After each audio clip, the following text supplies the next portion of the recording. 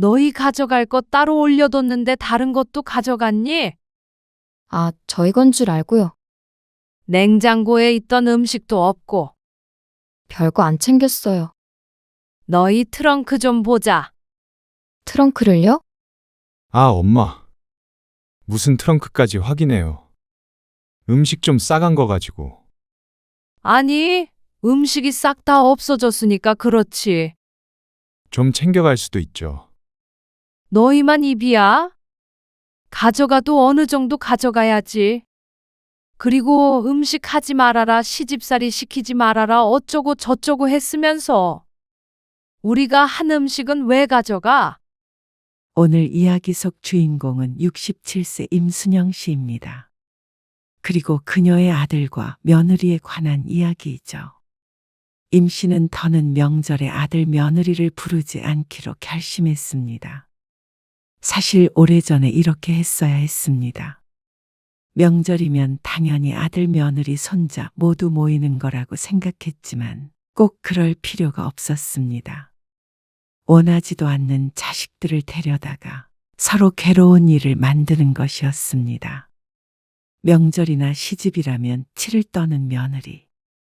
집에 오는 게 귀찮고 아무 생각이 없는 아들. 와봤자 임씨의 속만 새카맣게 탔습니다. 시대가 변했다고 하나 어떻게 어른이 움직이는데 젊은 애들이 손에 물 한 방울 안 묻히고 차려주는 밥만 얻어먹으려 하는 것인지 몰랐습니다.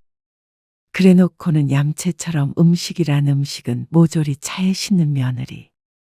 하는 말이 더 가관이었습니다. 친정엄마는 명절에 힘들다고 음식을 따로 하나니 명절 음식 좀 챙겨가겠다는 것이었습니다. 임씨 집에 있는 음식은 저절로 하늘에서 떨어지는 줄 아는 것인지 그 고생을 해서 만든 걸 뻔히 보며 아무것도 안 했던 며느리가 임씨의 딸에게 싸줄 갈비찜에까지 손을 대는 순간 임씨는 마음을 먹었습니다. 차라리 안 오는 게 나을 것 같은 아들 내외였습니다.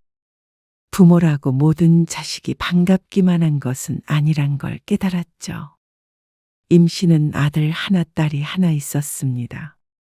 듬직한 아들과 애교 많은 딸이 하나씩 있으니 임씨는 세상 부러울 것이 없었습니다. 그런데 아들이 듬직했던 것도 모두 총각때나 그랬던 것이었습니다. 가정이 생기고 또 아이가 생기니 아들은 점점 변했습니다. 아, 꼭 전날에 가야 해요? 명절 전날에는 와야지 그래도. 그냥 당일에 가면 어떨까 싶은데. 뭐? 거리도 있는데 어떻게 그날 아침에 와? 차 막히려나. 새벽 엄청 일찍 출발해야 할 텐데. 그럴 거면 그냥 전날에 오는 게 낫지. 그리고 지연이도 친정에 가야 할 거 아니야. 그러면 여긴 몇 시간 있지도 못할 텐데. 아들이 결혼하고 얼마 되지 않았을 때였습니다. 첫 명절을 앞둔 어느 날 아들과 통화하는데 이런 말을 했습니다. 명절 당일 아침에 오고 싶다고 말이죠. 왜 그러는데? 무슨 일이 있어서 그래? 의아한 마음이 들어 묻자 아들이 머뭇거리며 말했습니다. 아무래도 지연이가 부담스러워할 것 같고 힘들 수도 있으니까. 말끝을 흐리는 아들의 목소리를 듣고 임씨는 조금 어이가 없었습니다.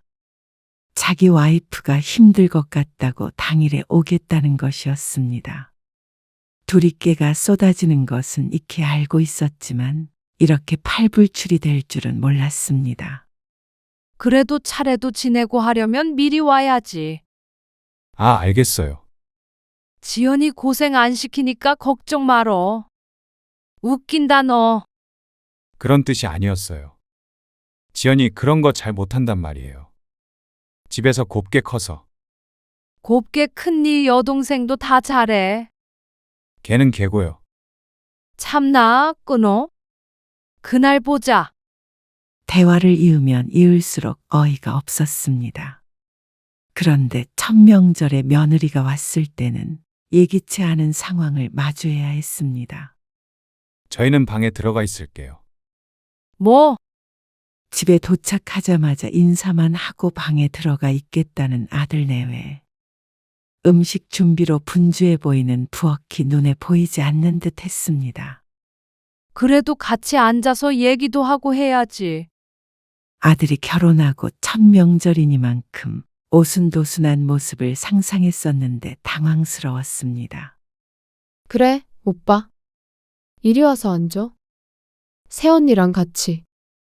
아직 결혼을 하지 않은 딸도 와 있었습니다.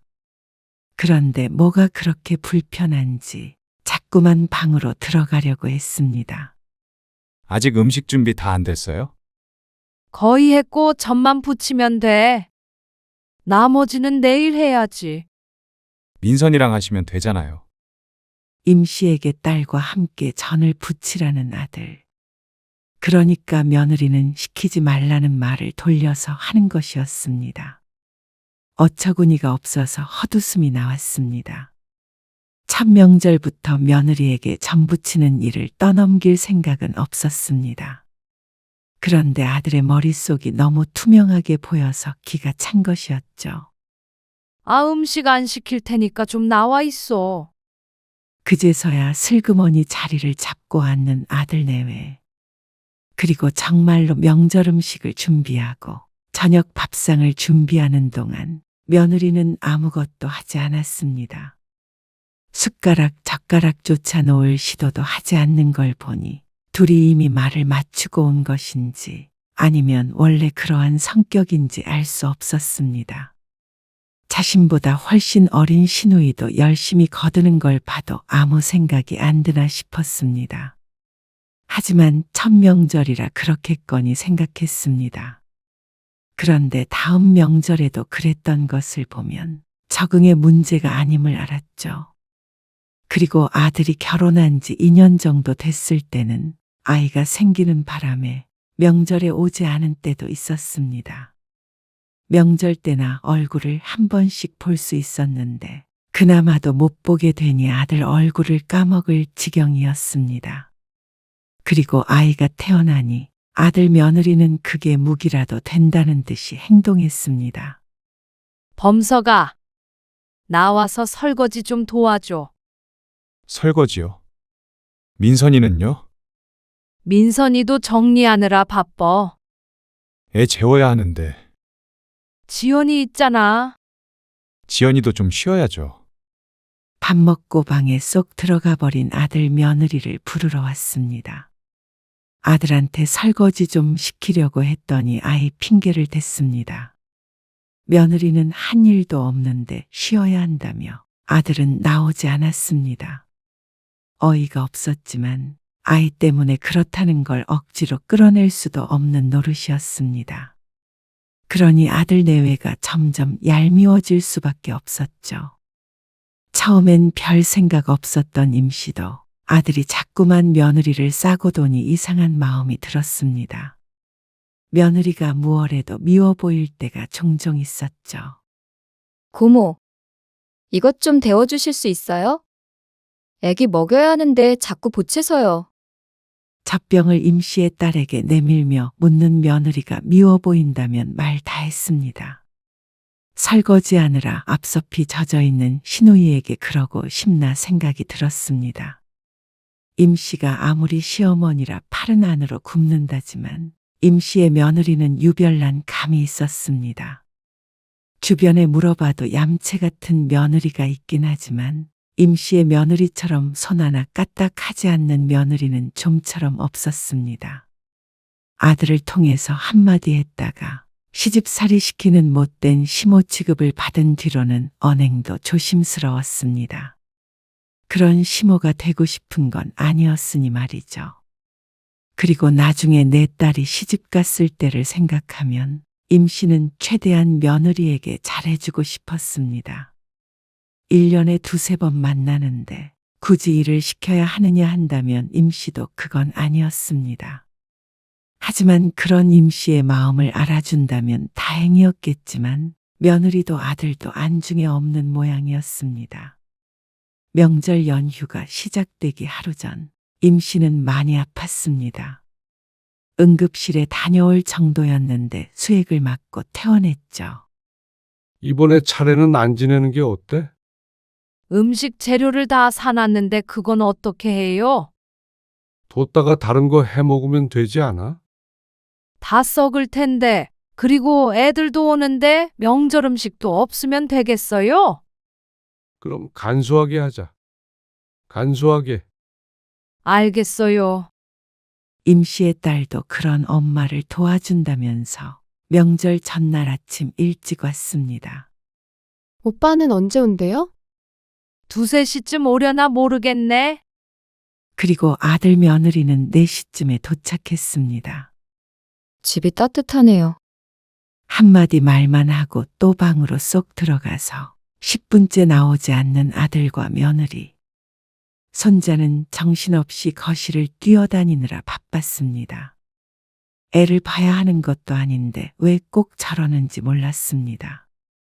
몸도 안 좋은데 참 크게 거슬렸습니다. 평소와 같았을 뿐인데 말이죠. 오늘은 내가 컨디션이 안 좋아서 말이야. 너희도 좀 나와서 도와줘라. 그래서 아들네에게 음식하는 걸 도우라고 했습니다.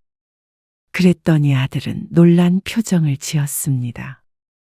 자신에게 하는 소리가 맞나 하는 얼굴이었죠. 전도 붙이고 해야 되는데 손이 부족해서 그래. 민선이 있잖아요. 너는 너희 아버지도 거드는데 방 안에 콕 박혀 있고 싶니? 그 전까지는 애가 어리니까 이해를 했지만 이젠 아니었습니다. 같이 먹을 음식인데 굳이 아들 며느리만 일해서 제외하는 것도 합리적이지 못한 일이었습니다. 옛날처럼 며느리만 부려먹는 것도 아닌데 임 씨가 너무 눈치를 보고 살았던 것 같았습니다. 아니, 무슨 음식을 그렇게 많이 하길래 이 많은 사람들이 필요해요. 조금 하더라도 같이 하는 게 맞지 않니? 임 씨가 강하게 나가자 아들과 며느리도 마지못해 나왔습니다.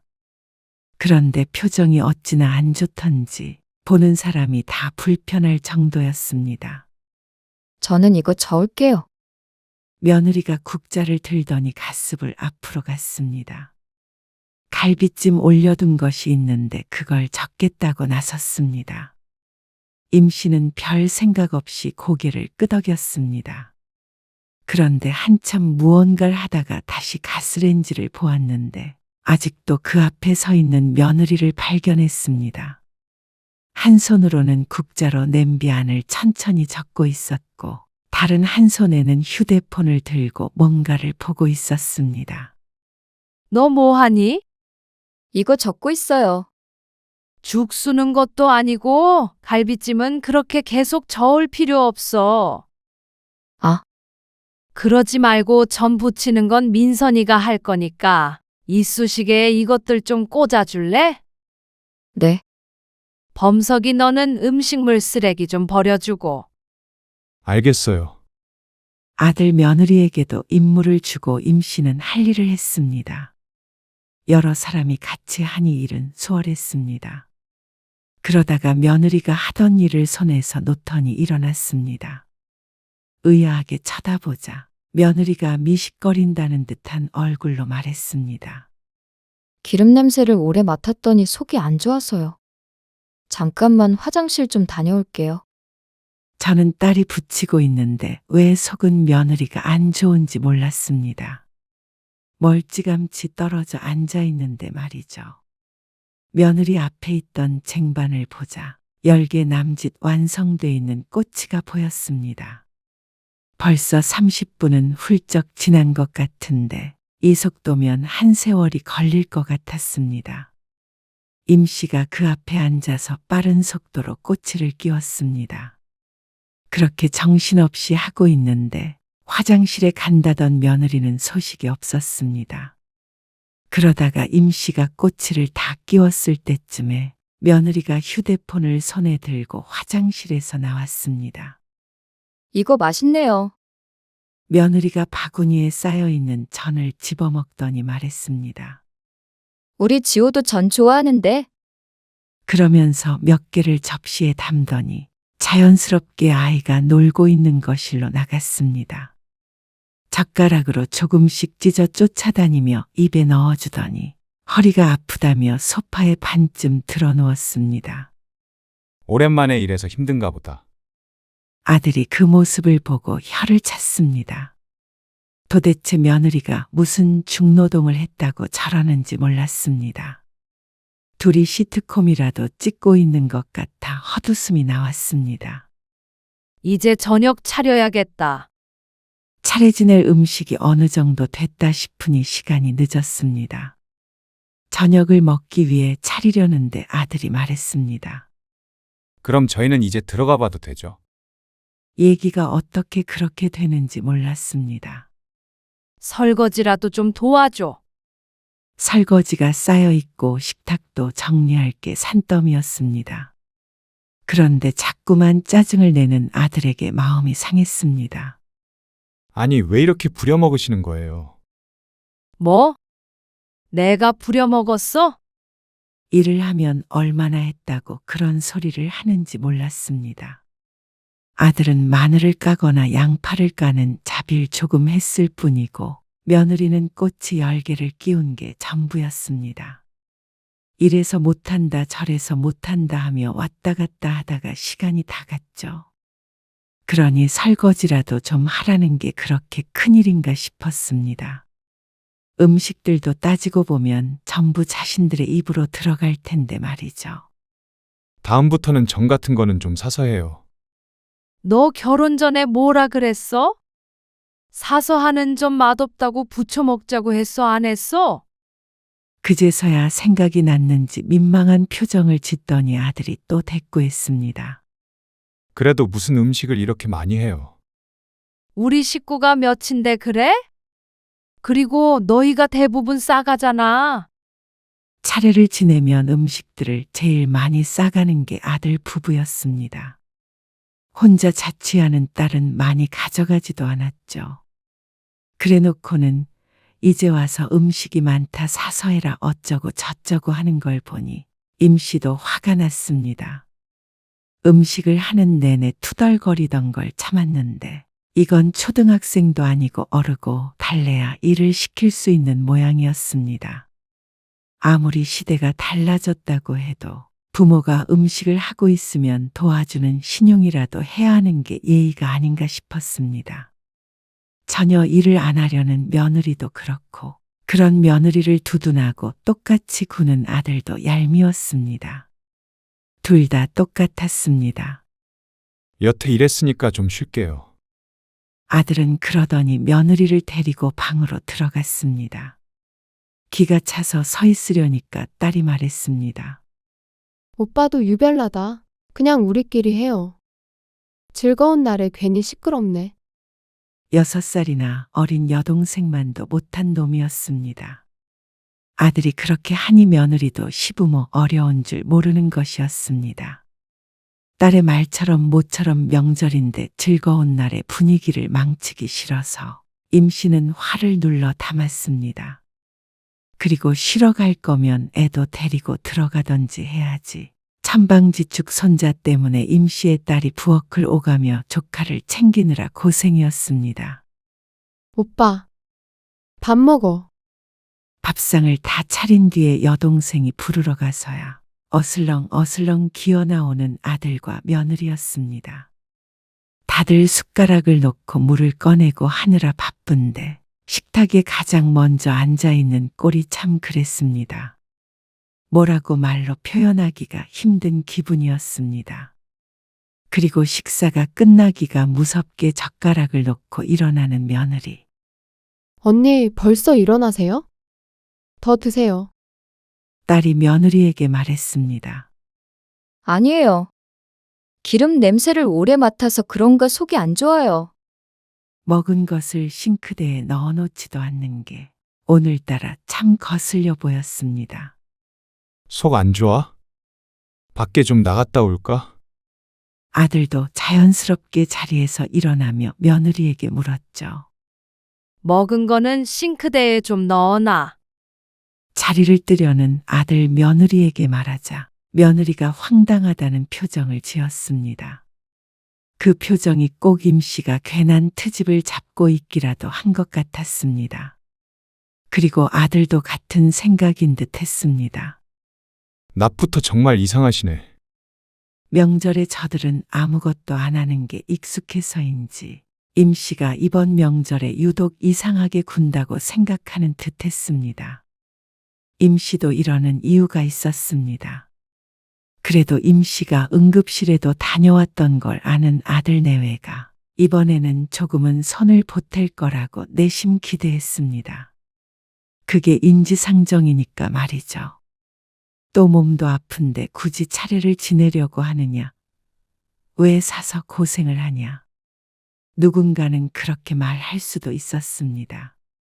하지만 임씨는 1년에 몇 번 되지 않고 가족들이 다 같이 모이는 유일한 날이니 그때만큼은 다 같이 오순도순 음식도 하고 전도 부치고 그렇게 지내고 싶었습니다. 그리고 그렇게 말하는 사람이라면 누군가가 한 음식은 먹지도 말아야 하는 게 아닌가 하는 생각이 들었습니다. 누구보다도 잘 먹고 꼭 집에 싸가기도 하면서 음식 할 때만 바른 소리를 못해서 안달이고 혼자만 깨어있는 사람이 되는 게 임씨는 더 이해가 가지 않았습니다. 너희도 양심껏 도와야지. 아, 그냥 다음부터는 밖에서 사 먹어요. 여러 사람 힘들잖아요. 시집살이 안 시키신다더니. 네. 어머님, 요즘에는 집에서 이렇게까지 음식하는데 많이 없어요. 거의 외식하죠. 맛있다고 먹을 땐 언제고 꼭 이런 말을 해야만 하는 모양이었습니다. 이렇게 음식하는 걸 고집하는 임씨가 고지식한 꼰대이고 자신들은 피해자가 되기라도 한다는 듯이 말이죠. 됐다. 음식하자고 한 내가 설거지도 다 해야 한다는 거잖아. 들어가서 쉬어. 임씨의 비꼬는 말에 아들이 한숨을 쉬었습니다.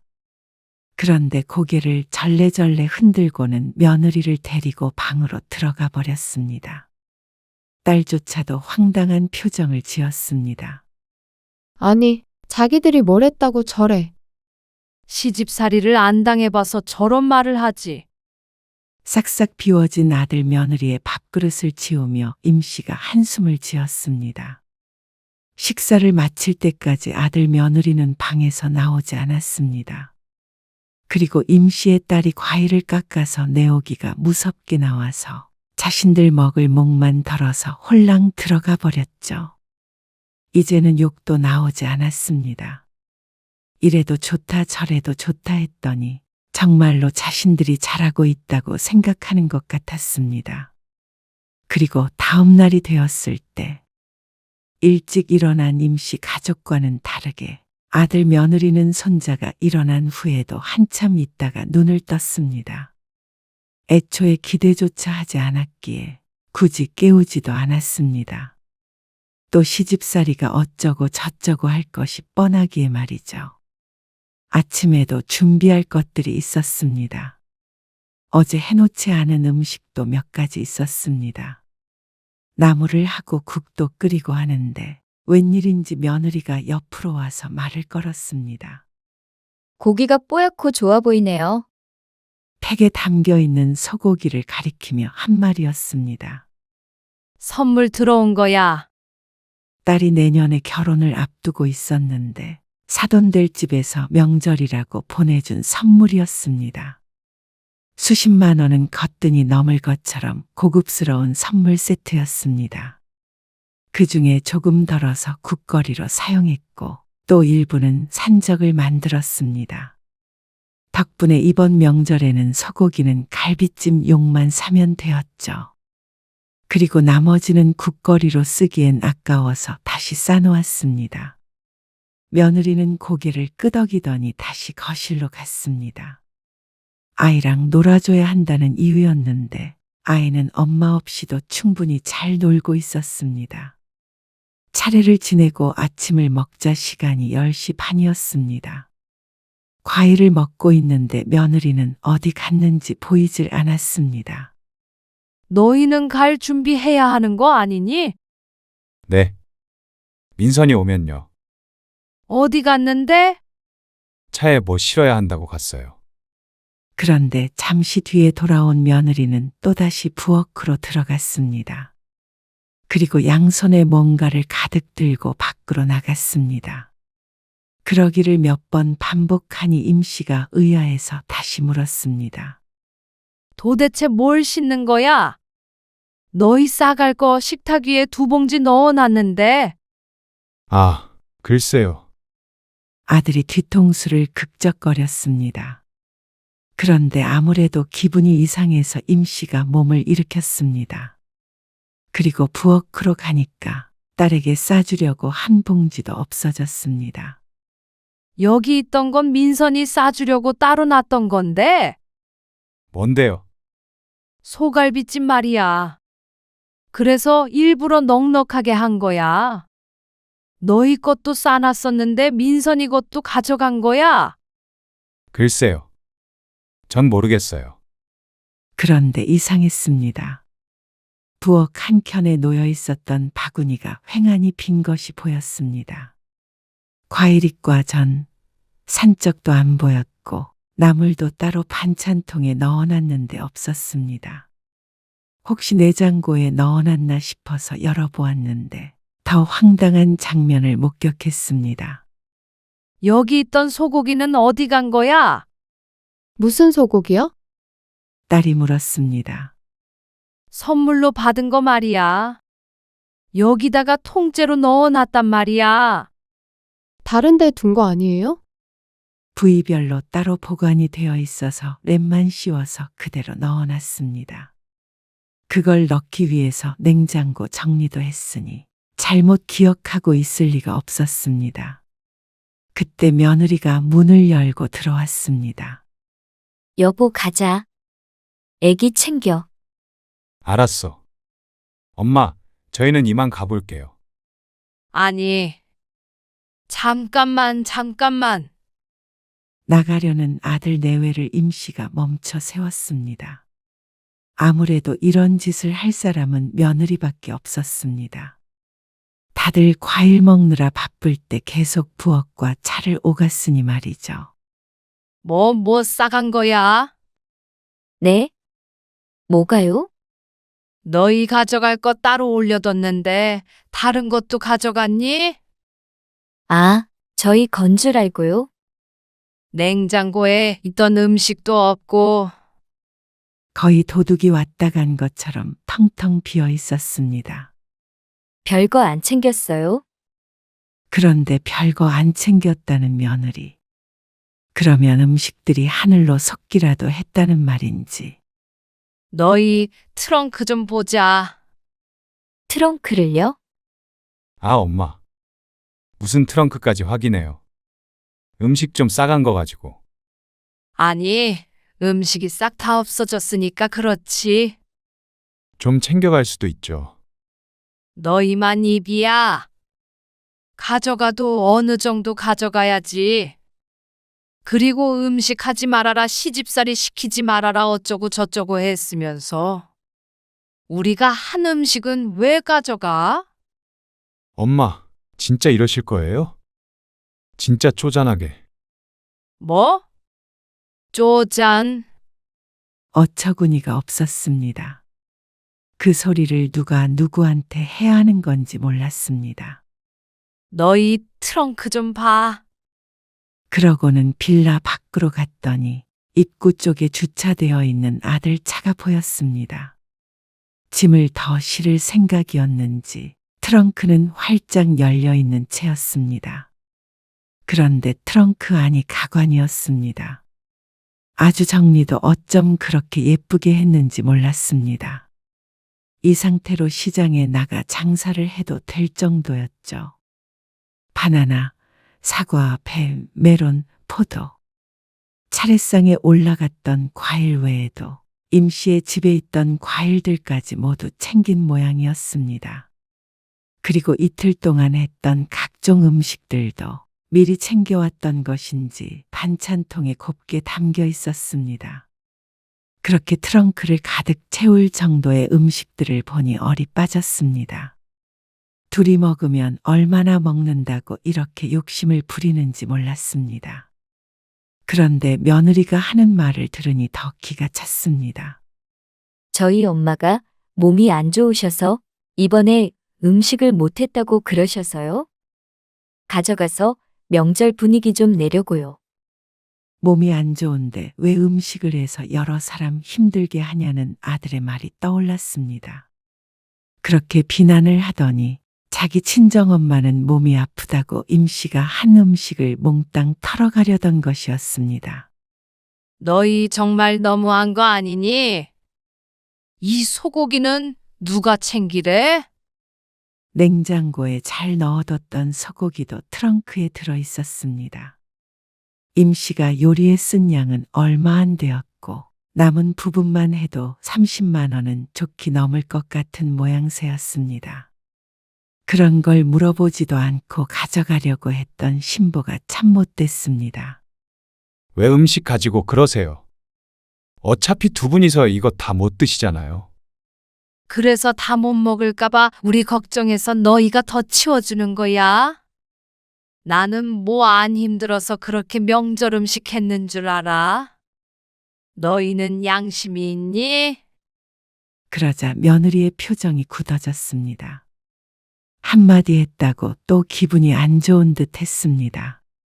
가족끼리 그러세요. 너희가 뭐 하나 제대로 도와주길 했어?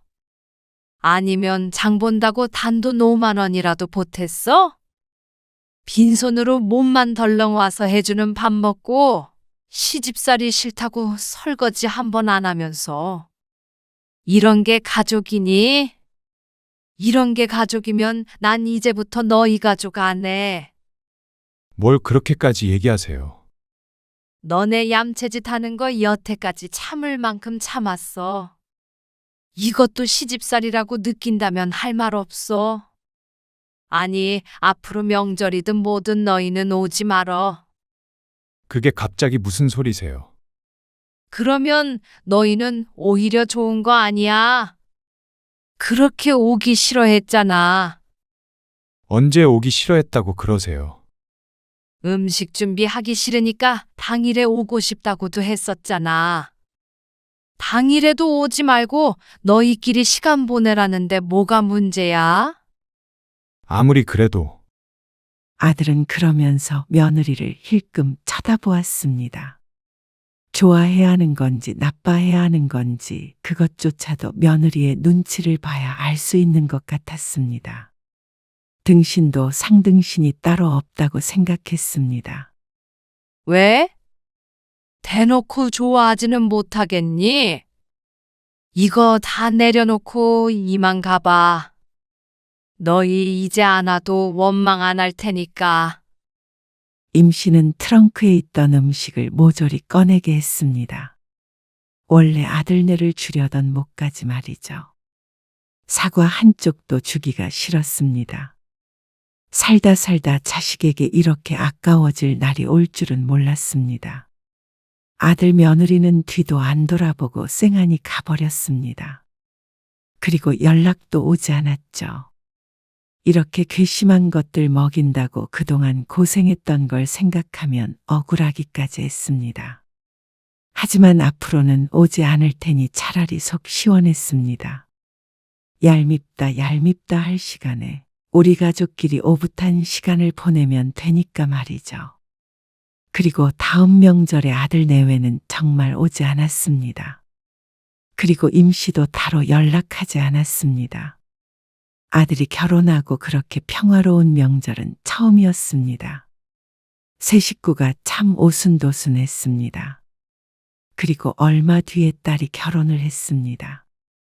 딸이 결혼하고 혹여나 아들네처럼 될까 걱정했는데 사위도 어쩜 그렇게 살가운 사람을 데리고 왔는지 넷이서 같이 떡국도 끓이고 부침개도 해먹고 참 즐거운 명절을 보냈습니다. 그러니 편애를 할 수밖에 없었습니다. 엄마, 이번에 민선이네 차 사주셨어요? 어떻게 알았어? 민선이랑 통화하다가요. 우리 사위 사준 거지. 아니, 어떻게 그래요? 지연이한테는 안 사주시고. 왜 차별하세요? 우리 가족한테 사준 건데 왜 네가 뭐라고 해? 저희는 가족 아니에요?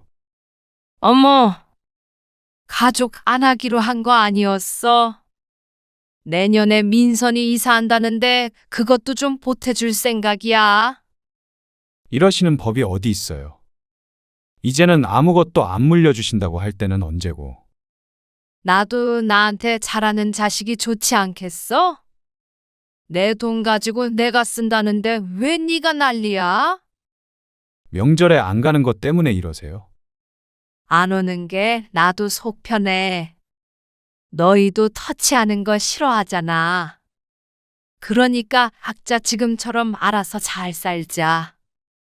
그렇게 전화를 끊고 나니 그 뒤로 아들 며느리가 자꾸만 임 씨에게 연락을 취했습니다. 아무래도 재물이 탐났던 모양인데 임 씨는 아들네에게는 돈은커녕 전 한 쪼가리도 주기 싫었습니다. 뒤늦게 이러는 게 더 괘씸했죠. 사실 딸과 사위에게 그렇게까지 할 생각은 없었지만 아들에게 보란 듯이 사준 것도 있었습니다.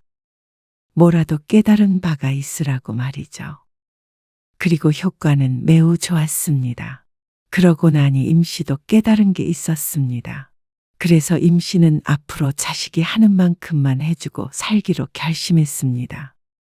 근데 또 아니, 너희도 부모한테 잘하면 뭐가 떨어질지.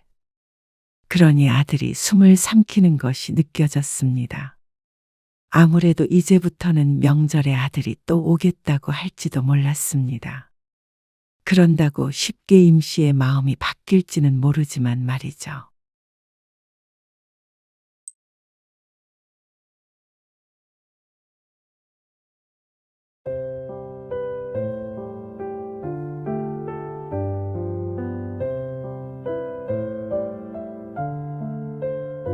여기 근처에서 혼자 있는 어린아이 못 봤어요? 5살인데. 현수야, 팔찌는? 팔찌는 채웠어? 무슨 팔찌요? 너는 내가 하는 얘기 제대로 들은 거니? 아니, 왜 저한테 그러세요? 어머님이 애를 제대로 안 돌보셔놓고는 뭐라고? 우리 현수 없어지면 다 어머님 탓이에요. 어떻게 물가에 애를 두고 한눈을 파세요? 한눈을 판 게 나니? 너희가 한눈을 판 거지? 저희가 잘못 들었으면 제대로 대답할 때까지 말씀을 하셨어야죠. 우리 현수 어떻게 할 거예요? 정말 미친 거 아니에요? 오늘 이야기 속 주인공은 65세 강문자 씨입니다. 그리고 그녀의 아들과 며느리에 관한 이야기이죠. 강 씨는 처음으로 아들 며느리와 함께 여름휴가를 다녀온 후에 뼈저리게 후회했습니다. 뭐가 좋다고 여행에 쫓아가서 보모 역할을 자처했는지 어리석었던 자신의 탓이었습니다. 모처럼 간 휴가에 즐기지는 못하고 손자 꽁무니만 졸졸 쫓아다녔습니다. 그런데 잠시 눈 깜빡한 사이에 아이가 사라진 것이었죠. 따지고 보면 강 씨의 탓만은 아닐 텐데 악을 쓰며 강 씨의 탓을 하는 며느리를 보니 기가 막혔습니다. 급기야 막말까지 해대는 며느리. 그리고 그걸 방관하는 아들. 너무 서글펐습니다. 강 씨도 할 말이 많았고 더 이상 참을 수가 없었습니다. 괘씸한 아들 며느리에게 들고 있던 구명조끼를 던져버리고 뒤돌아섰습니다. 그리고 이제는 더 이상 아들 내외와 여행은커녕 만남조차 그만하기로 마음먹었죠. 그렇게 했을 때 과연 누가 괴로울지 지켜보자 싶었습니다. 강 씨는 아들이 하나 있었습니다. 아들은 결혼을 했지만 멀지 않은 곳에 사는 탓에 자주 보며 살게 되었습니다. 그렇다고 사이가 그렇게 좋아서 만남이 잦은 것은 아니었고 손자 현수 때문이었습니다. 맞벌이하는 아들 며느리 때문에 근처에 사는 강 씨가 소환된 것이죠. 할머니의 숙명 같은 것이었습니다. 강 씨의 주변만 보더라도 대부분이 손주를 보느라 모임도 제대로 하질 못했으니 말이죠. 강 씨도 크게 다르지 않았습니다. 그 때문에 어쩔 땐 아들 며느리에게 서운할 때도 많았습니다. 인간관계라는 게 자주 보면 볼수록 장점보다는 단점이 더 커지는 것 같았습니다. 서로를 함부로 대할 때가 종종 생기기 마련이었습니다. 얘한테 뭘 먹이신 거예요? 애가 토를 하잖아요. 뭐? 현수가 토했다고? 네. 설사도 한 번 했고요. 지금 병원 가는 길이에요? 먹이긴 뭘 먹였겠어? 네가 챙겨뒀던 반찬에다가 밥 먹였지. 그런데 왜 설사를 해요? 문제가 있다면 음식에 있겠지. 먹인 사람 잘못이니? 어머님! 이렇게 서로의 감정이 상할 때가 있었습니다. 그럴 때면 강 씨에게만 참으라고 하는 아들도 참 섭섭했죠. 애 문제에 예민해서 그래요. 엄마가 이해 좀 해주세요. 그렇다고 시엄마한테 그런 식으로 말하는 며느리가 어디 있어? 에이, 그래도 엄마가 더 어른이니까 봐주세요. 네? 물론 나쁜 일만 있었던 것은 아니었습니다. 어쩔 땐 기특한 소리를 할 때도 있었죠. 어머님! 이번 여름 휴가 때 같이 놀러 갈까요? 놀러? 네. 그동안 애 봐주시느라 고생하셨잖아요. 며느리가 웬일인가 싶었습니다. 여름에 꼭 친정 식구들과 여행을 가더니 어쩐 일로 강 씨 부부에게 여행을 제안한 것인지 몰랐죠. 하지만 기분은 좋았습니다. 아들 며느리 그리고 손주와 휴가를 같이 보내는 것은 처음이었기 때문이었습니다. 그런데 시작부터 삐그덕거렸습니다. 워터파크? 네. 애들은 그런 거 좋아하잖아요. 그런데 아버지 다리도 불편하고 그런 데서 제대로 시간을 보낼 수 있을까? 에이, 현수 노는 거 구경하시면 되죠? 마음 같아서는 한적한 휴양림이나 계곡으로 여행을 가고 싶었습니다. 하지만 아들 며느리에게 휴가는 힐링이 아니라 신나게 즐기는 시간 같았습니다. 물론 아이 때문에 그런 건 알겠지만 여행지가 썩 마음에 들지는 않았습니다. 그렇다고 자신들 때문에 여행지를 바꾸자고 하기는 그래서 아들에게 슬쩍 이야기를 꺼내보았습니다. 생각을 해봤는데 너희들끼리 오붓한 시간을 보내는 게 더 좋지 않겠어? 나는 아빠 모시고 근처 계곡이나 휴양림 같은데 당일치기로 다녀올까 하는데 그런데 그러자고 할 줄 알았던 아들이 꼭 같이 갔으면 한다고 했습니다. 엄마 아빠도 그런데 안 가보셨잖아요. 워터파크 재미있어요. 어르신들도 좋아하는데 경험이다 생각하고 한번 가보세요. 방은 따로 잡아드릴게요. 그렇게까지 얘기하는데 또 이러쿵저러쿵 하기는 미안해서 고개를 끄덕이고 말았습니다. 아들 며느리가 왜 그렇게 자신들을 데리고 가려고 하나 나중에 생각해보니 효도나 그런 게 아니라 아이 때문이라는 걸 뒤늦게 깨달았죠. 그리고 여행을 떠나는 당일 아침 아들이 강 씨 부부를 데리러 집으로 왔습니다. 자, 이거 받아. 이게 뭐예요? 그런데 가면 애 잃어버릴 수도 있다고 이런 팔찌 끼고 있어야 한다더라. 며칠 전에 지인으로부터 받은 것이었습니다. 강 씨처럼 손주들을 돌보는 친구였는데 지난 휴가 때 쓰고 남은 것이라며 주었죠. 아들과 며느리의 전화번호가 적힌 팔찌였습니다. 방수도 된대. 그러자 며느리가 살짝 인상을 쓰며 말했습니다. 애가 답답해서 이런 거 하고 있겠어요? 불편해서 빼버리죠. 빼지 말라고 하면 되지. 그런 말을 들으면 애가 앵가요? 결국 강 씨는 더는 며느리에게 강요하지 못했습니다. 부모가 싫다는데 어쩌나 싶었죠. 그런 강 씨에게 아들은 너무 걱정이 많다며 웃었습니다.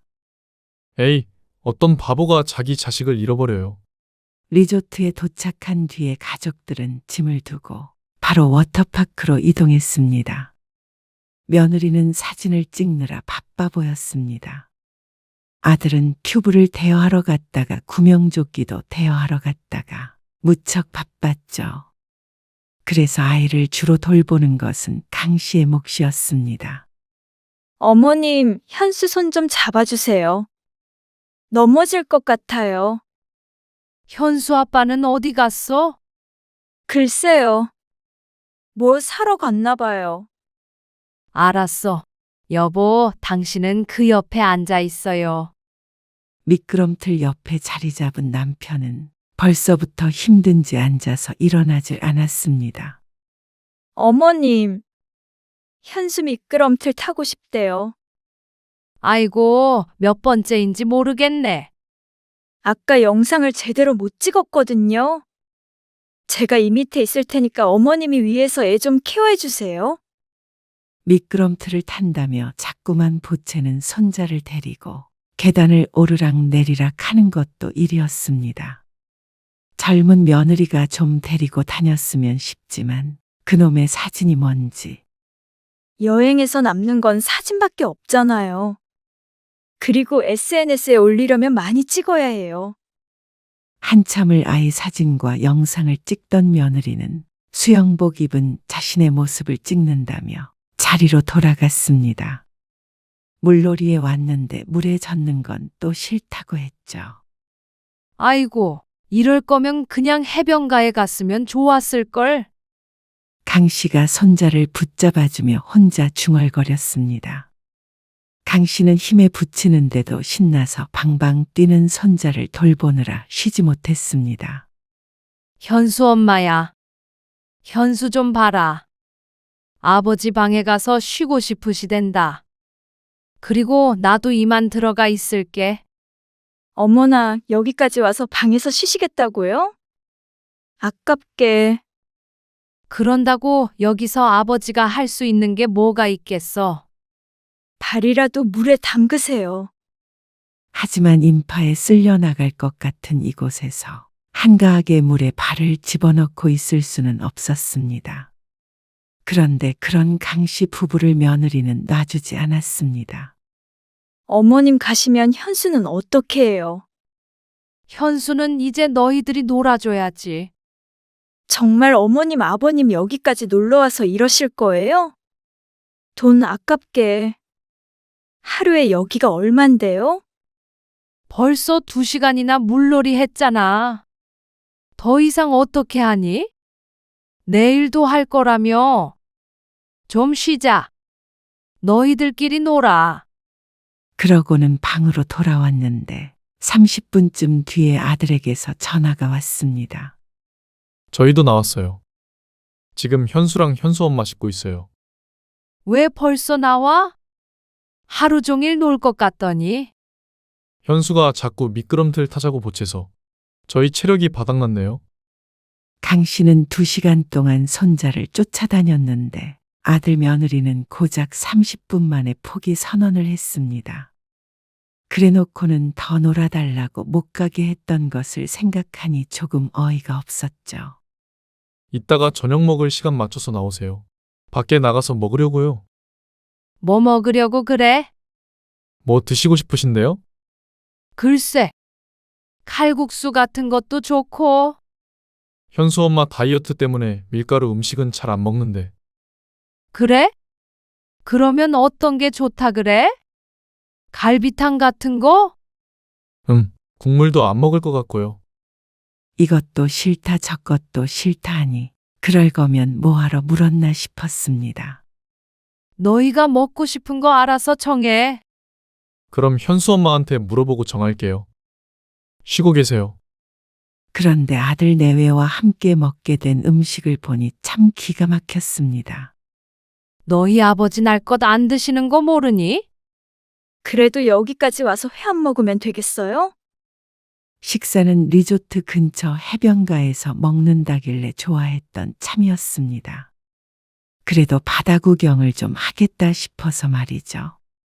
그런데 바닷가에 와서 바다에서 안 놀고 워터파크에서 갇혀서 놀았으면서 먹는 건 꼭 회를 먹어야 하는 모양이었습니다. 하지만 강 씨의 남편은 날 것을 아예 먹지 않았습니다. 아들 며느리도 익히 알고 있는 것이었죠. 사이드 메뉴 많으니까 드시면 되죠. 현수도 회 못 먹는데 다른 메뉴도 먹을 거 많아요. 메뉴를 보니 라면이랑 김밥이 보였습니다. 칼국수라도 있으면 좋았겠지만 다른 사이드 메뉴는 없어 보였습니다. 회에다가 술을 먹는 사람들이 대부분인 식당이었습니다. 운치 있다며 아들 며느리는 좋아했지만 강 씨는 섭섭했습니다. 못 먹는 음식을 먹으러 온 것부터가 부모를 무시하는 것이 아닌가 싶었죠. 아버지는 여기까지 와서 라면에 김밥 먹으란 말이야?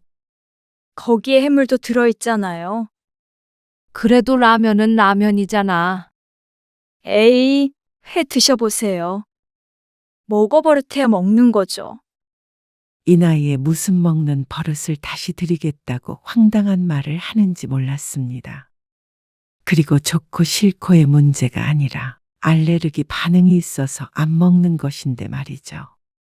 강 씨는 회를 좋아하긴 했지만 맛있게 즐길 기분이 아니었습니다.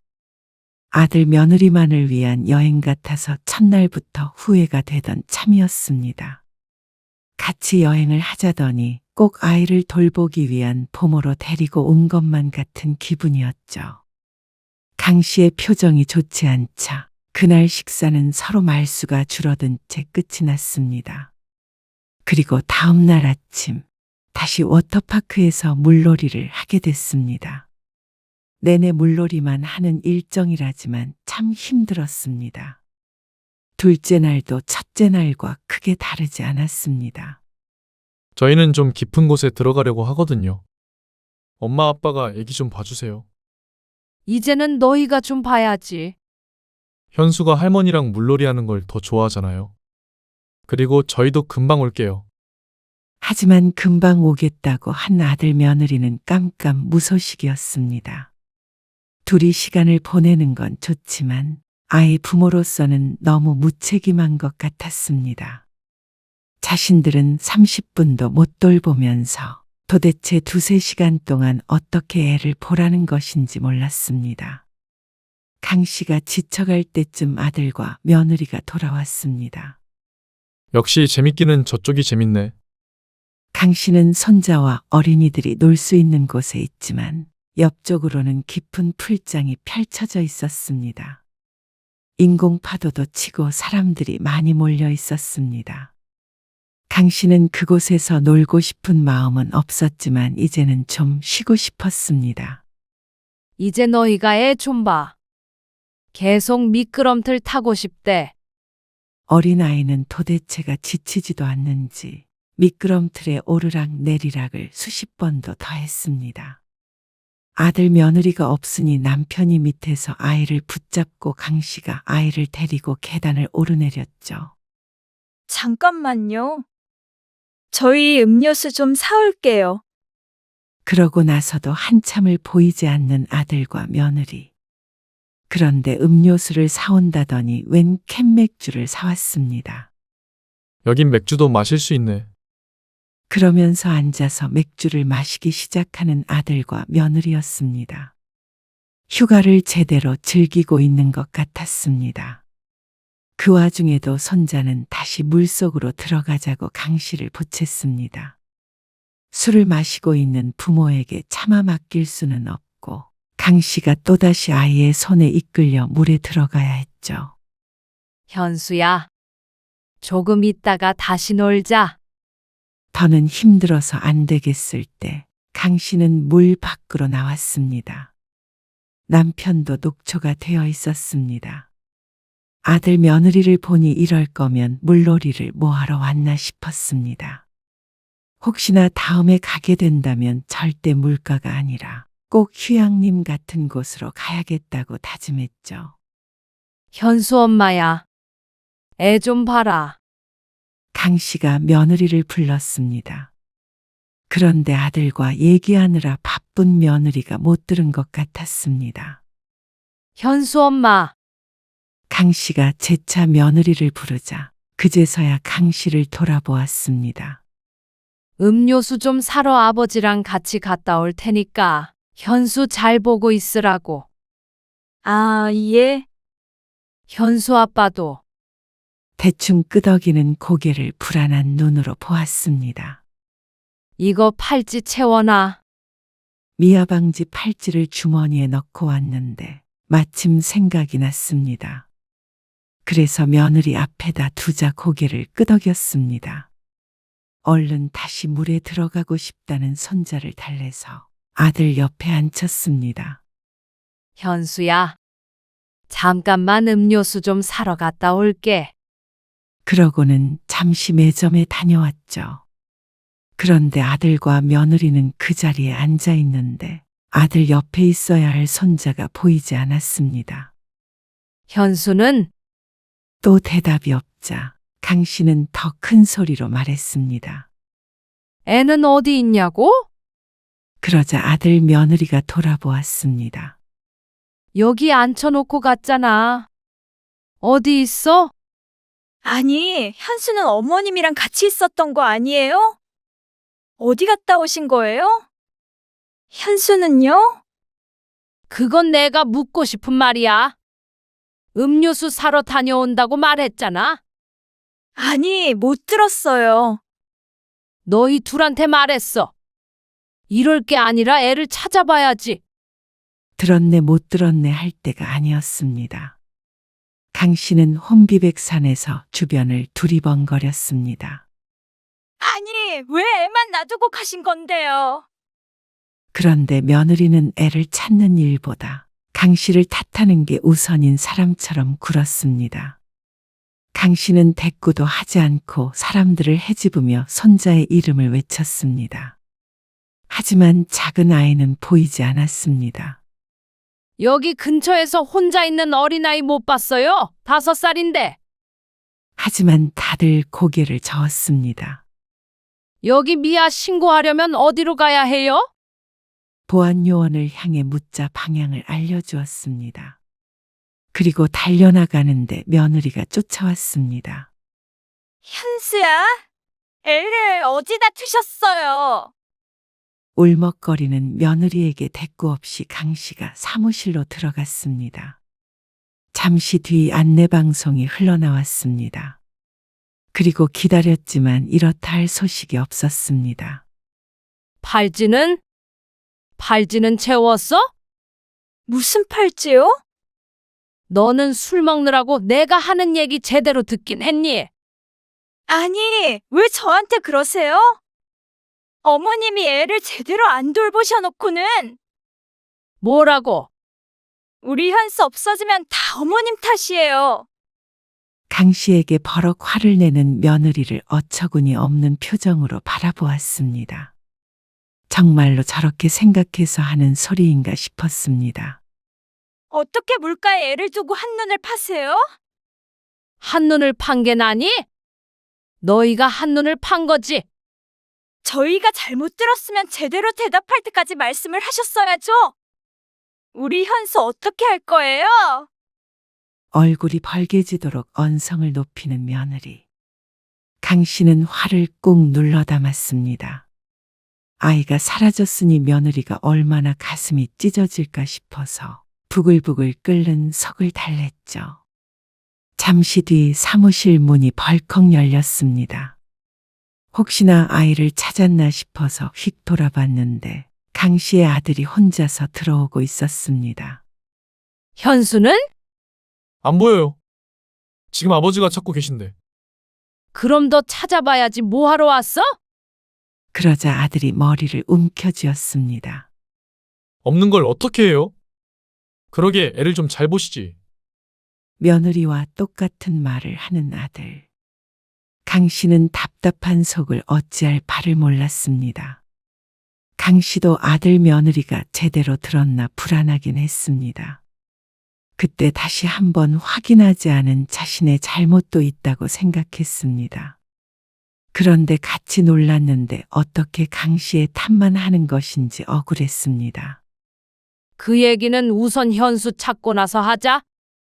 어머님 어제부터 여행에 불만이 많으셨던 것 같은데 저희 현수 귀찮아서 그냥 두고 가버리셨던 거 아니에요? 뭐라고? 어떻게 그런 말을 할 수 있는지 강 씨는 귀를 의심했습니다. 그렇다면 강 씨가 아이를 버리기라도 했다는 것인지, 며느리는 아이를 잃은 충격인지 뭔지 정신이 나가버린 것 같았습니다. 그런데 그런 말을 듣고도 아들은 말릴 생각조차 없는 것 같았습니다. 아니, 어쩌면 손자가 없어진 것인 강 씨의 탓이라고 생각하는 듯 했죠.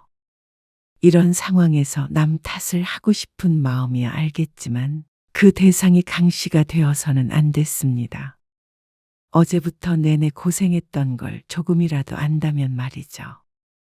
강 씨가 어려서부터 도맡아 돌보았기 때문에 누구보다도 책임감을 가지고 애를 받습니다. 그런데 애를 내팽개치고 술이나 마시던 아들 며느리에게 그런 말을 들을 줄은 몰랐습니다. 팔찌 좀 채워놓으라니까 그렇게 말도 안 듣고 애를 물놀이하러 데리고 왔으면 너희가 잘 지켰어야지. 그래놓고 뭐? 내 탓이야. 어쨌거나 어머님이 데리고 계셨잖아요. 애 하나 보는 게 그렇게 힘들어요? 음료수는 아버님 혼자 사와도 됐잖아요. 왜 애를 잃어버리시냐고요? 너희는 애 없어지는 동안 뭐 했어? 술? 그거랑 무슨 상관이에요? 다 어머님 탓이에요. 손주 잃어버리고도 저희 탓을 하고 싶으세요? 진짜 미친 거 아니에요? 며느리의 마지막 말의 순간 사위가 고요해졌습니다. 거친 언사가 오가는 것을 난감하게 지켜보던 직원도 놀란 듯 눈을 크게 떴습니다. 아들도 당황한 표정이었지만 그렇다고 며느리를 말리거나 나무라지 않았습니다. 그저 골치가 아프다는 듯한 얼굴을 했죠. 지금 미쳤냐고 한 거야? 당황스러운 마음의 말도 잘 나오지 않았습니다. 살다 며느리에게 이런 말을 들을 줄은 몰랐습니다. 아무리 아이가 없어져서 그런다고 하지만 애를 찾을 생각은 않고 시어머니한테 미쳤냐고 하다니요. 다른 사람이 들으면 모두가 놀랄 일이었습니다. 강 씨도 어리 빠져서 뭐라 더 말을 잇지를 못했습니다. 그러던 그 순간 사무실 문이 다시 한번 열렸습니다. 이번엔 모두가 기다리던 얼굴이 보였죠. 엄마! 손자의 목소리에 며느리가 퍼뜩 고개를 돌리더니 소리쳤습니다. 현수야, 너 어디 갔었어? 아이를 한번 끌어안더니 어깨를 잡고 흔들며 혼을 냈습니다. 안 그래도 놀랐을 아이가 숨 넘어갈 듯 울었습니다. 엄마가 얼마나 찾았는 줄 알아? 아이의 엉덩이를 때리며 혼을 내기에 직원이 말릴 정도였습니다. 겨우 진정한 아들 내외가 아이를 데리고 사무실 밖으로 나갔습니다. 그리고 그 뒤를 강 씨가 따랐습니다. 아이가 없어진 지 10분이 채 되지 않았는데 10시간은 된 듯한 기분이었습니다. 미끄럼틀을 타고 싶어서 올라가서 기다리다가 무서워서 내려가질 못하고 위에 계속 있었다는데 강 씨는 아이를 찾아 안도했지만 아직까지 정신이 돌아오지 않았습니다. 귓가에 며느리의 목소리가 메아리처럼 울렸습니다. 울컥하는 감정이 목구멍으로 역류하는 기분이었습니다. 아들도 며느리도 진정이 됐는지 그제서야 강 씨의 눈치를 봤습니다. 여보, 그 팔찌 지금이라도 채워. 그러자 며느리가 아이의 팔에 미아방지 팔찌를 채웠습니다. 그런데 이제 와서 저런 것들 것 다 무슨 소용인가 싶었습니다. 어머님, 놀라셨을 텐데 앉아서 좀 쉬세요. 그런데 강 씨가 말없이 짐을 챙기자 며느리가 당황하며 물었습니다. 숙소 들어가서 쉬시게요? 아니, 집에서 쉬어야겠다. 집이요? 아니, 내일까지 계셔야죠. 황당했습니다. 며느리에게 미쳤냐는 말을 듣고도 하루 더 머물며 부모 노릇을 할 시어머니가 있을 거라고 생각한 모양인지 며느리는 그저 강 씨가 우스운 것 같았습니다. 내가 지금 물놀이하고 놀게 생겼어? 엄마, 아까 그거는 현수 엄마가 너무 놀라서. 너희는 놀라면 부모고 뭐고 상관없이 미쳤느냐고 하는 모양이다. 그 소리에 그 자리에 없었던 남편이 깜짝 놀랐습니다. 이게 무슨 소리야? 미쳤냐니? 애 잃어버린 게 내 탓이라고 미쳤냐고 하던데요. 그러자 남편의 입이 쩍 벌어졌고 며느리의 얼굴이 시커매졌습니다. 아무래도 자신이 과했다는 걸 알고는 있는 모양이었습니다. 평소에는 따박따박 잘만 말대답하던 며느리가 입을 꾹 다물었습니다. 강 씨는 숙소에 들러 짐을 챙겨 나왔습니다. 그런 강 씨 부부를 아들 내외가 말렸습니다. 하지만 이런 기분에 같이 하호할 수가 없었습니다. 왜 그러세요? 애 엄마가 홧김에 한 말을 가지고. 어이가 없는 말이었습니다. 홧김에 한 말은 모두 용서를 받을 수 있는 것이라 생각하는 모양이었습니다. 좀 더 화가 나면 나중에는 머리채 잡히는 거 아니냐? 무서워서 어디 같이 여행하겠냐? 왜 그러세요? 진짜. 아빠가 좀 말려보세요. 차키 내놔라. 네? 운전해서 가야 하니까 차키 내놓으라고. 말려줄 줄 알았던 아버지가 차키를 내놓으라니 아들은 당황했습니다. 강 씨의 남편은 아들에게서 기어이 차키를 받았습니다. 여보, 가자. 저들은 어떻게든 교통편 찾아서 오겠지 싶었습니다. 아, 진짜. 환불도 안 되는데 이러실 거예요? 그렇게 아까우면 너희가 2배로 더 물놀이하고 잘 때는 따로 자. 그러고는 집으로 돌아와 버렸습니다. 아들 며느리에게서 전화가 왔지만 받지 않았습니다. 그리고 다음 날 오후 아들과 며느리가 찾아왔습니다. 차를 가지러 온 모양이었는데 그 얼굴조차 보기가 싫어 문 밖에서 차키를 던져주었습니다. 잠깐 들어가서 얘기 좀 할게요. 너희하고는 더 이상 할 말 없어. 저희도 차 없이 올라오느라 고생 많이 했어요. 이쯤 하셨으면 됐잖아요. 말하기 싫다는데 왜 자꾸 그래? 너희야말로 미쳤니? 뭐라고요? 왜? 너희도 그 소리는 듣기 싫은 모양이지? 엄마, 엄마라고 부르지도 말어. 너도 똑같으니까. 이렇게 신랑이 할래나 잘 챙겨라. 또 잃어버릴라? 그러고서 문을 쾅 닫아버렸습니다. 며느리는 죄송하단 말 한마디도 없는 게 괘씸했습니다. 그렇게 쫓겨난 게 화가 났는지 아들 며느리에게서도 연락이 한동안 없었습니다. 하지만 계속 그렇게 지낼 수는 없었습니다. 물론 아들 며느리가 말이죠. 엄마, 현수 계속 안 봐주실 거예요? 그러면 저희가 일을 어떻게 해요? 아이 때문이라도 연락이 안 올 리가 없었습니다.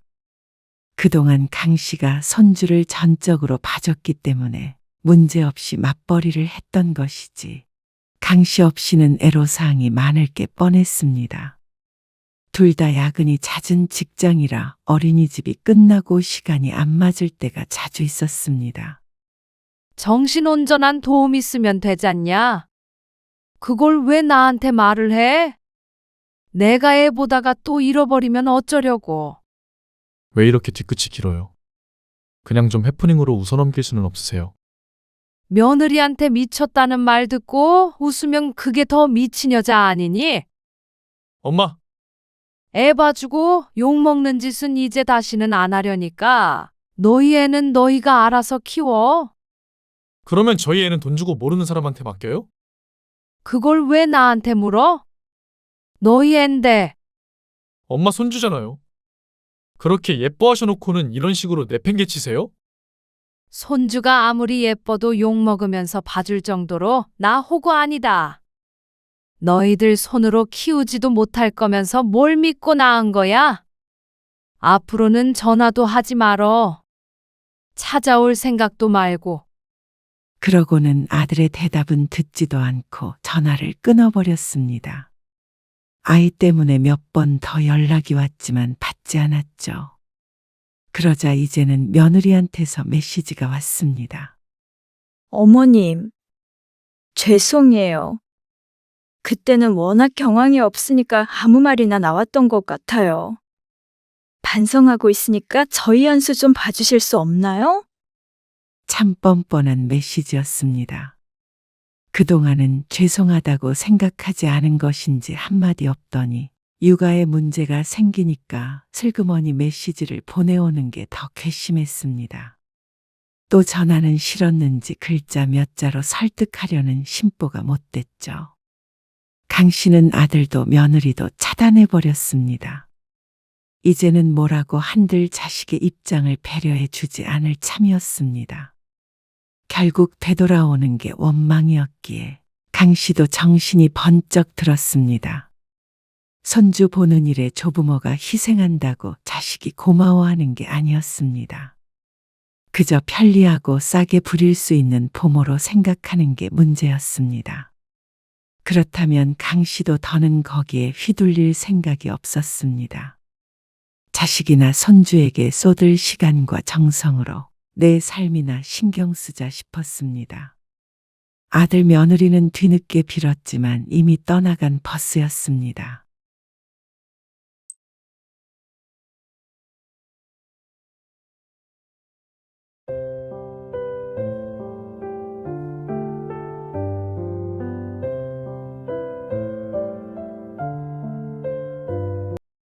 마음에 안 들어?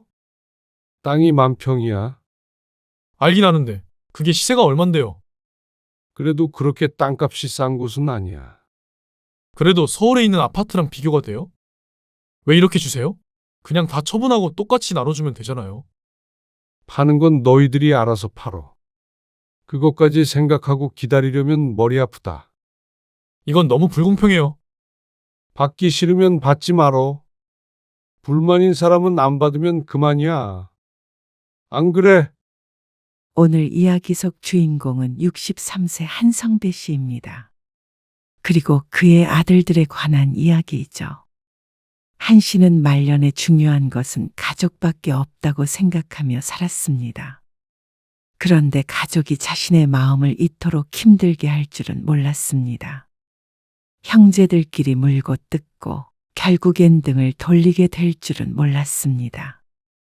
그것도 다른 것 때문이 아니라 돈 때문에 말이죠. 돈이 도대체 뭔지. 자식들만 떠올리면 한 씨는 한숨이 나왔습니다. 이제는 자신들끼리 싸우는 것도 부족해서 부모 탓을 했습니다.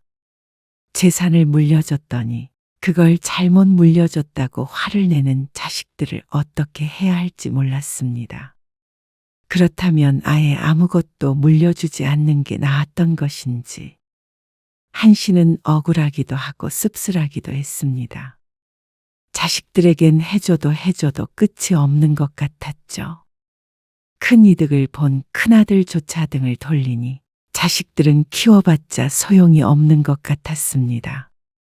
이럴 줄 알았으면 미리 재산을 나눠주지 않았을 거라고 후회했습니다.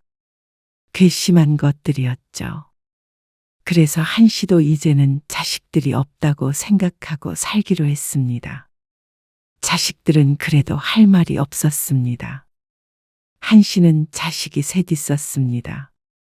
아들 둘, 딸 하나였습니다. 셋 모두 결혼해서 각자 잘 살고 있었습니다. 그리고 한 씨는 은퇴한 지 몇 년 되었죠. 최근에 한 씨는 병원 신세를 여러 번 지게 되었습니다. 다행히 건강에는 큰 이상은 없었지만 여러 생각을 하게 했습니다. 그래서 아내와 함께 상의를 하게 되었죠. 재산을 미리 나눠줘야겠어. 애들한테요? 그래. 어차피 우리 죽으면 다 애들 건데. 미리 줘야 잘 살 거 아니야. 한 씨의 말에 아내도 고개를 끄덕였습니다. 요즘 먹고 살기 워낙 어려운 시대이다 보니까 부모 덕 없이는 힘들었습니다. 그러니 물려줄 거 미리 물려주는 것도 나쁘지 않다는 생각이 들었습니다. 혹시나 갑자기 쓰러진다면 문제가 복잡해지기도 하고 말이죠. 그래서 그날부터 며칠 동안 고민을 했습니다. 어떤 재산을 어떻게 나눠줘야 공평할지 고심하고 가지고 있는 부동산도 시세를 따져보느라 오래 걸렸습니다. 그리고 결정을 한 날, 한 씨는 자식들을 불렀습니다. 큰아들, 딸, 그리고 막내 아들. 갑작스러운 호출에 당황스러운 듯 했습니다. 아버지, 무슨 일 있으신 거예요? 그러게. 명절도 아닌데. 저는 금방 가봐야 해요. 애 맡겨두고 와서. 오래 안 걸려. 할 말이 있어서 불렀다. 의아한 표정으로 한 씨를 바라보는 세 쌍의 눈. 한 씨의 입이 열리기만을 기다렸습니다. 우리가 살아있을 때 재산을 미리 나눠주기로 했다. 너희한테 주고 남은 재산은 우리 노후 자금으로 다 쓸 거야. 그러다 다들 눈이 커졌습니다. 뜻밖의 말이었을 테죠. 그리고 이어지는 한 씨의 말에 각자 얼굴에 희비가 교차했습니다. 순서대로 민수한테는 아파트, 그리고 민희는 1억, 민준이는 시골에 있는 땅을 주기로 했다. 큰아들의 얼굴엔 기쁨이 가득했습니다.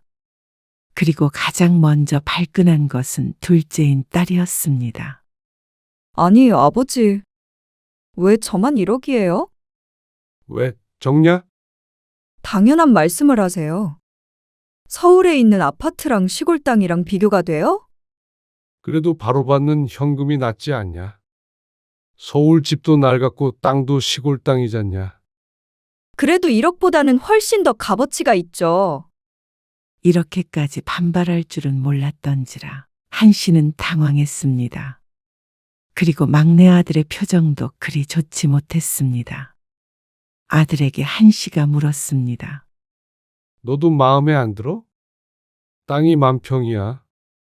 알긴 아는데. 그게 시세가 얼만데요? 그래도 그렇게 땅값이 싼 곳은 아니야.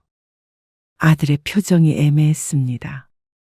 웃어야 할지 울어야 할지 판단이 안 서는 것 같았습니다. 왜 이렇게 주세요? 그냥 다 처분하고 똑같이 나눠주면 되잖아요. 파는 건 너희들이 알아서 팔어. 그것까지 생각하고 기다리려면 머리 아프다. 그러면 이건 너무 불공평해요.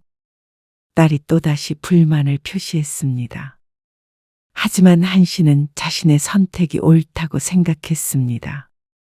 김서방도 그쪽에서 받는 재산이 있을 거 아냐. 그거랑 이거랑 무슨 상관이에요? 지금 여자라서 저는 조금 주신다는 말씀이세요? 그런 말이 아니잖냐. 맞잖아요. 대들듯이 따지고 드는 딸을 보니 한 씨도 마음이 상했습니다. 맡겨놨던 돈을 돌려주는 것도 아닌데 이러쿵 저러쿵 하는 딸이 너무했다 싶었습니다. 1억이면 무척이나 큰 돈이었습니다. 남들은 부모가 죽어도 받지 못할 돈일 수도 있었고 말이죠. 그런 돈을 지금 당장 주겠다는데 더 받지 못해서 부모에게 화를 내는 자식이 괘씸했습니다. 받기 싫으면 받지 말어. 그러자 딸이 하려던 말을 멈추었습니다. 가슴이 시근덕 거리는 것이 화가 가라앉지는 않은 모양이었습니다. 불만인 사람은 안 받으면 그만이야. 안 그래? 작은 아들을 보며 묻자 마지못해 고개를 끄덕이는 것이 보였습니다. 다들 남의 떡이 커 보일 수는 있어. 하지만 나도 나름대로 많이 생각하고 준 거야. 각자 장단점이 있는 거잖냐? 그래도 불만이 있다면 너희들끼리 알아서 정리할 문제고. 그러자 서로 눈빛을 교환하는 게 보였습니다. 일단은 명의는 이달 안으로 다 넘겨줄 거야. 그리고 민희 너는 이번 주에 통장으로 넣어주마. 그러자 딸은 말없이 바닥만 쳐다보았습니다. 한숨이 나왔습니다. 딸에게 더 준다면 또 다른 자식이 반발할 것이었습니다. 그리고 덮어주면 한도 끝도 없었습니다. 한씨 부부도 노후 자금이 넉넉히 있어야 했습니다. 그리고 다음 달에 한씨는 예고했던 것처럼 부동산을 명의 이전해 주었습니다. 큰아들에게 준 아파트는 한씨 부부가 예전에 살았다가 전세를 주었던 아파트였는데 만기가 되어 나간 상태였습니다. 큰아들은 바로 전세 세입자를 구했죠. 그리고 그 목돈을 보태서 이사를 한다고 했습니다. 막내 아들에게는 시골에 있는 땅 10,000평을 주었고 그 땅을 어떻게 처분해야 하는지 고민인 모양이었습니다. 산에 걸쳐 있는 땅이라 10,000평이어도 사실상 쓸 수 있는 땅이 넓지 않다며 아들은 푸념을 하고 갔죠. 마지막으로 딸은 1억을 받은 이후로 대면대면하게 지내게 되었습니다. 이게 참 억울했습니다. 1억을 줬는데도 서운하다고 연락도 잘 안 하는 자식이 어디 있나 싶었습니다. 그런데 태어난 지 얼마 안 된 손주까지 못 보게 되니 아쉽기도 했습니다.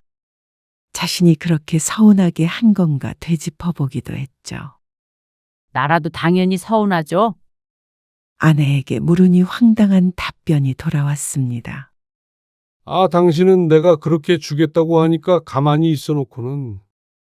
당신이 어디 내 말 듣는 사람이에요? 참나. 어쨌거나 아내까지 이렇게 말하니 딸 생각을 안 할 수가 없긴 했습니다. 민희는 나중에 뭐라도 더 챙겨줘야지. 뭐. 그리고 한 달쯤 뒤 저희 쓰던 소파 그거 드릴게요. 큰아들이 이사하기 전에 한씨의 집에 와서 말했습니다. 에어컨도 저희가 쓰던 게 더 새 거예요. 그것도 드리고요. 그래? 그래라, 그럼. 냉장고도 바꿔드릴까요? 이사하는 집이 다 붙박이로 되어 있어서요. 아들은 이사하면서 한씨의 집 가정가구를 바꿔주었습니다. 쓰던 것이었지만 아들 말처럼 한씨 집에 있던 것들보다 훨씬 새 것이었고 성능도 좋았죠. 큰아들은 볼 때마다 싱글벙글이었습니다. 이사하니 좋으냐? 그럼요. 애엄마도 너무 좋아해요. 감사해요. 그래. 잘 살아라. 벌써 아파트 가격이 좀 올랐더라고요. 그래? 서울 집값이야 워낙 오르락 내리락 하잖냐. 큰아들이 찾아올 때면 늘 좋은 이야기가 오갔습니다. 아파트를 받은 뒤로는 며느리도 한씨 부부에게 무척 잘했고 말이죠. 그래서 전보다 더 가까워진 느낌이 들었습니다. 하지만 작은 아들이 찾아왔을 때는 상황이 조금 달랐습니다. 아버지, 제가 그 땅을 부동산에 평당 5만 원에 내놨었는데요. 10,000원밖에 못 받는다고 연락이 왔어요. 뭐. 그럴 리가 없는데. 그 땅이 적어도 4만 원은 하는 땅이야. 네. 아버지가 전에 그 말씀을 하셔서 제가 그 땅을 5만 원에 내놓은 거였어요. 근데 4만 원이 아니라 10,000원이면 얘기가 다르잖아요. 땅값이 그렇게나 떨어졌대? 아니요. 도로에 문제가 있다고 해요.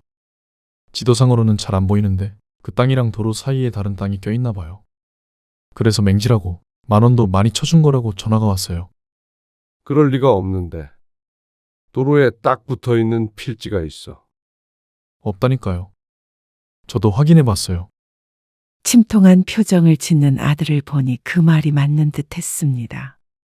그러면 저랑 형이랑 너무 차이 나는 거 아니에요? 그 아파트는 지금 시세가 5억은 되던데. 아들의 말에 머리를 짚었습니다. 아직도 그 이야기를 꺼내는 것인지 골치가 아팠죠. 땅이라는 게 묵혀두면 언젠가는 오르지 않겠냐.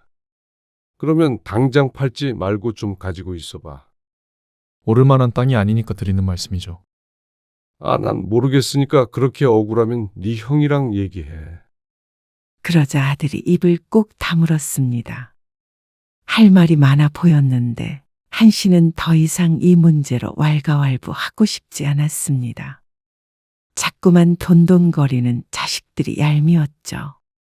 그런데 얼마 후 아들 둘이 크게 싸웠다는 소식을 딸에게 듣게 되었습니다. 그러니까 왜 재산을 그렇게 나눠주셨어요? 형제들끼리 돈 때문에 그렇게 다투는 게 말이 돼. 다투게끔 하셨잖아요. 그게 내 탓이라는 거야? 저는 그렇게 생각해요. 둘이 주먹 다짐도 했다는데. 뭐, 서로 때렸다는 말이야? 네. 새언니한테 들어보니까 둘 다 피멍 들고 아무튼 절연하겠다고 난리인가 봐요. 이제라도 좀 정리를 해주세요. 딸의 전화에 한시도 생각이 많아졌습니다. 이럴 줄 알았으면 정말로 정리를 해서 주던가 아니면 미리 주질 말던가 했어야 했습니다. 하지만 이미 엎질러진 물이었고 한시가 수습은 해야 되는 상황인 듯 했습니다. 그래서 한시는 큰아들을 불렀습니다. 부모된 입장에서 정리해 줄 필요가 있었습니다. 둘째, 셋째가 입을 모아 첫째가 너무 많이 가져갔다고 하니 말이죠. 아이고, 얼굴이 그게 뭐냐? 나이 먹고 이게 무슨 일인지 몰랐습니다. 장남의 얼굴에는 시퍼런 멍이 들어 있었습니다. 크면서도 이렇게 싸운 적이 없었는데 돈이 무섭긴 한 모양이었습니다. 속상한 마음에 혀차는 소리가 절로 나왔습니다. 죄송해요. 근데 민준이 그놈이 아이고, 됐다. 둘이 똑같지 뭐. 아들이 고개를 숙였습니다. 한시는 생각한 바를 입 밖으로 꺼냈습니다. 다들 계속 불공평하다고 하니까 네가 좀 양보를 해야겠다. 양보라니요. 어떻게 양보하라는 말씀이세요? 글쎄, 그 아파트를 처분하거나 아니면 네가 동생들 몫을 좀 챙겨줘야지. 그러니까 그 아파트를 나눠 가지라는 말씀이신 거예요? 그렇지. 그런데 알았다고 할 줄 알았던 큰아들이 뜻밖의 대답을 했습니다. 당연히 그럴 순 없죠. 뭐? 그럴 수 없다고? 네. 이미 주신 거를 가지고 왜 제가 나눠야 해요? 아버지도 다 생각이 있으셔서 그렇게 주셨던 거잖아요. 그런데 다 그 아파트만 좋은 거라고 하니까 그렇지. 그러면 아버지가 민이랑 민준이를 나무라셔야죠. 큰아들의 입장에서는 또 억울할 수도 있는 일이었습니다. 그건 그런데. 그래도 네 동생들이잖냐. 돈 때문에 형 얼굴을 이렇게 만들어 놓은 게 동생이에요? 큰아들도 화가 단단히 난 듯했습니다. 한시는 난감했습니다. 큰아들이 이렇게 나온다면 한시도 방법이 없었습니다. 어쨌거나 아파트는 이미 아들의 몫이니 말이죠. 결국 큰아들은 고집을 꺾지 않았습니다. 아버지가 중심을 잘 잡고 있으셔야죠. 그리고 제가 장남인데 좀 더 받았다고 난리 치는 게 말이 안 되는 거잖아요. 오히려 아들에게 핀잔을 듣게 된 한시도 기분이 상했습니다. 형제끼리인데 좀 평화롭게 지낼 수는 없는 것인가 싶었습니다. 큰아들이 돌아간 뒤에 작은아들에게서 전화가 왔습니다. 형 왔다 갔죠? 얘기는 잘 해보셨어요? 아무래도 딸과 통화를 한 모양이었습니다. 한시는 괜스레 짜증난 기분을 작은아들에게 표출하게 되었습니다. 너는 땅도 10,000평이나 받았으면서 지금 더 받고 싶다고 그렇게 징징대는 거야. 징징대다니요. 누가 봐도 불합리한 거잖아요. 그러면 내가 불합리한 선택을 했다는 거야. 그럼 다 내 탓이라는 거냐? 그런 말이 아니잖아요. 맹지라도 그 앞땅도 수소문해서 사면 될 거 아니냐? 그러면 4만 원은 받을 수 있다니까? 그러면 네 형보다 네가 못 받은 거야. 그렇게 됐을 때 너는 누나한테 떼줄 거야? 그러자 말문이 막혔는지 작은아들이 말이 없었습니다. 이것도 싫고 저것도 싫으면 그냥 돌려줘. 그러자 수화기 너머로 거칠어진 아들의 숨소리가 흘러들어왔습니다. 하지만 대답만큼은 순종적이었죠. 알았어요. 형한테 더 이상 뭐라고 안 하겠습니다. 딸이야 나중에 잘 달래면 되는 것이었고 작은아들이 더 이상 말하지 않겠다고 하니 잘 해결이 된 듯 보였습니다. 어쨌거나 자신이 누나보다는 나은 상황이라는 걸 알고 있었으니 말이죠. 하지만 시간이 1년, 2년 지나면서 자식들 간의 사이, 그리고 자식들과 한씨 부부의 사이는 점점 균열이 가게 되었습니다. 민희야, 네 엄마가 요새 허리가 아프다고 그러거든. 예전에 네가 마사지인지 뭔지 데리고 갔을 때 좀 좋아졌다고 그러던데. 그것 좀 한 번 더 데리고 가봐라. 어느 날 한씨가 딸에게 전화를 걸어 말했습니다. 그런데 흔쾌히 알았다고 대답할 줄 알았던 딸이 잠시 말이 없었습니다. 저 바빠요. 아, 요새 바쁘냐? 안 바쁜 날에 가라는 거지. 아니요. 안 바쁜 날 없어요. 너무 단칼에 자르는 딸의 목소리에 한씨는 당황했습니다. 평소 말투와도 너무 달랐습니다. 그리고 이번 명절에도 저희는 못 가요. 아니, 무슨 일이 그렇게 바빠? 명절에도 안 쉬는 회사가 있어. 아니요. 시댁 식구들하고 같이 여행 가기로 했어요. 뭐? 그렇다고 집에도 안 와? 안 사돈이 그러라고 해? 무슨 이런 경우가 다 있어? 그래도 할 말 못하고 살면 안 되는 거야. 아니요. 제가 그렇게 하겠다고 했어요. 앞으로 명절마다 그렇게 할 것 같아요. 그러니까 이번 명절부터는 아들들하고 오붓한 시간 보내세요. 뭐? 민희야, 그렇게 끊어져 버린 전화. 한씨는 갑자기 행인에게 뺨이라도 맞은 듯한 기분이었습니다. 갑자기 얘가 왜 이러나 싶기도 했죠. 그런데 명절이 되었을 때, 그러니까 아들들이 집으로 찾아왔을 때 그 이유를 알게 되었습니다. 형은요? 너는 그게 인사야? 먼저 도착한 작은 아들이 잘 지냈냐는 말도 안 하고 형이 왔는지부터 물었습니다. 한씨가 혀를 차며 대답했습니다. 금방 도착한대. 네 엄마 밥 차리고 있다. 그런 한씨에게 작은 아들은 대꾸하지 않았습니다. 소파에 심각한 표정으로 앉아 있었고 옆에 줄줄이 앉은 며느리와 손주들이 보였습니다. 며느리의 표정도 좋지가 않았습니다. 너희 무슨 일 있는 거야? 한씨가 물으니 아들이 한씨를 빤히 쳐다보다가 입을 열었습니다. 그런데 그때 아들이 말을 하기도 전에 초인종이 울렸습니다. 네 형 왔나 보다. 그러니까 작은 아들이 자리에서 벌떡 일어났습니다. 그러고는 큰아들이 신발을 벗기가 무섭게 따지기 시작했습니다. 그 아파트. 지금 얼만 줄 알아? 큰아들은 그런 동생을 힐끔 쳐다보고는 말았습니다. 저희 왔어요. 왔냐? 얼만 줄이나 아냐고.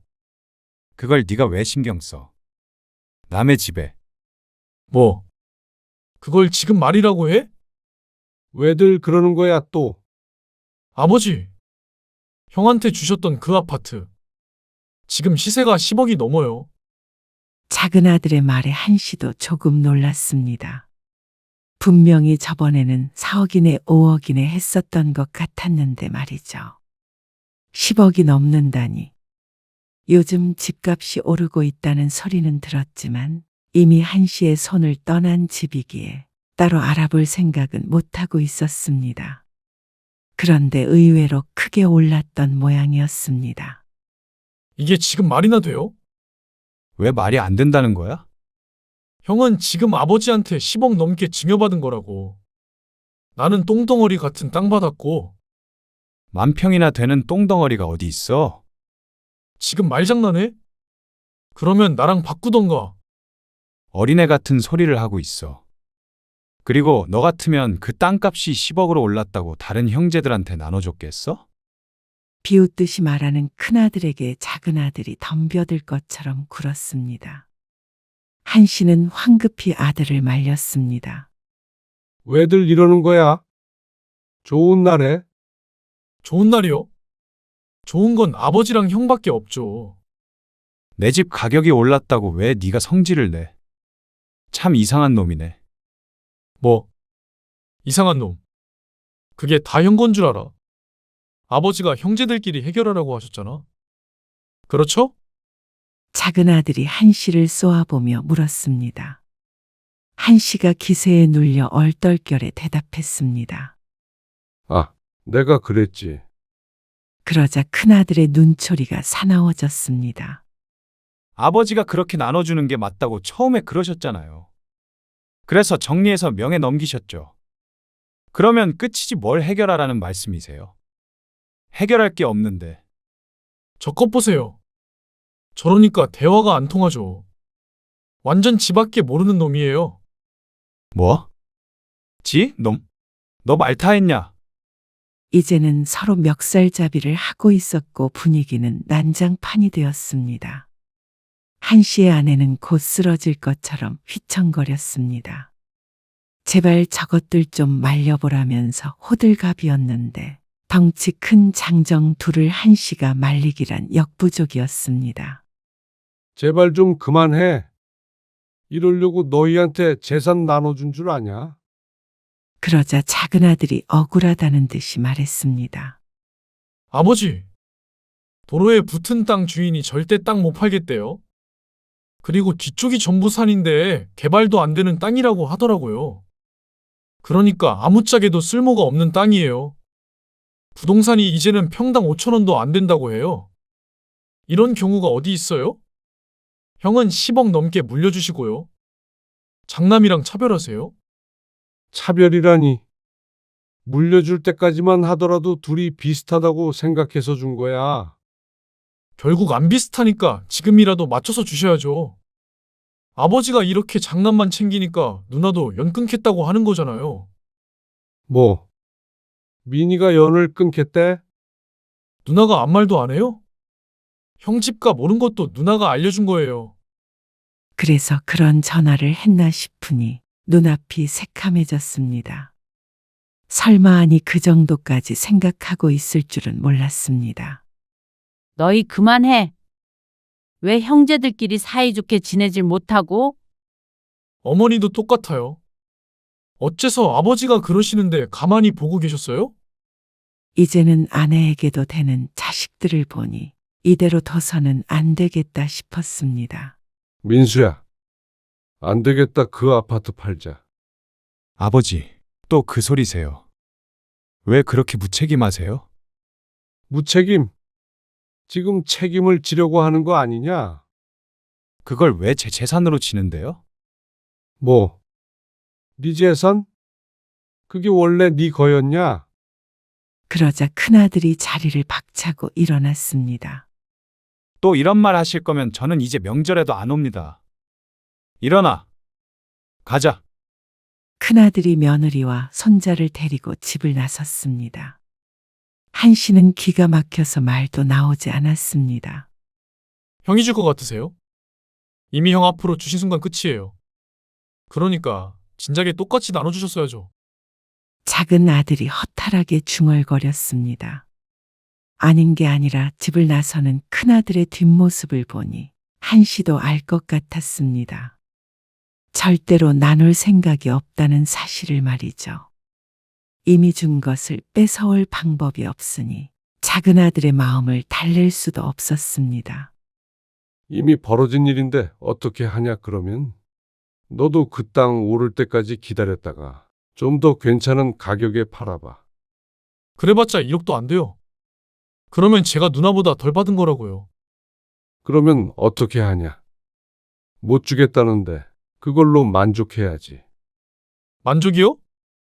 아니면 한 1,000만 원 정도 더 보태주마. 1,000만 원이요? 누구 놀리세요? 이제는 돈을 주겠다는 소리에도 화를 내는 작은 아들. 그러면 도대체 뭘 어쩌라는 건지 몰랐습니다. 이미 한씨의 손을 떠난 일인데 돈을 준다고 해도 마다하니 말이죠. 한씨도 답답했습니다.